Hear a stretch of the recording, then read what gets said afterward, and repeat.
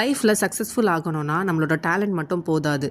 நம்ம சுற்றி இருக்க மக்களும் நம்மள மாதிரி திங்க் பண்ணுற பீப்புளாக இருக்காங்களான்னு செக் பண்ணணும். மேக்ஸிமம் ஆஃப் த டைம் வந்து நம்மளை மட்டம் தட்டுற கேரக்டர்ஸ் தான் நம்ம கூடயே சுற்றிக்கிட்டு இருக்கோம். நம்ம சின்னதாக ஒன்று செய்யணும்னு ஆசைப்பட்டால் கூட இது வந்து செஞ்சால் சரியாக வராது, நீ இதுக்கு லாயக்கு இல்லை, நீ இது செஞ்சால் ஒர்க் அவுட் ஆகாது, இப்படி சொல்லியே வந்து நம்மளை மட்டம் தட்டியே நமக்கு மேலேயே நம்மளை டவுட் வர வச்சுருவாங்க. ஸோ இப்படிப்பட்ட பீப்புளை வந்து கண்டிப்பாக நம்ம பக்கத்தில் வச்சிக்கவே கூடாது. இப்படி வச்சோன்னா கண்டிப்பாக வந்து நம்மளோட மன நிம்மதியும் நம்மளோட பீஸும் தான் போகுமே தவிர நமக்கு வந்து ஒரு சின்ன பைசா அளவு கூட அவங்களால வந்து ஒரு ஹாப்பினஸ் கண்டிப்பாக நமக்கு தரவே மாட்டாங்க.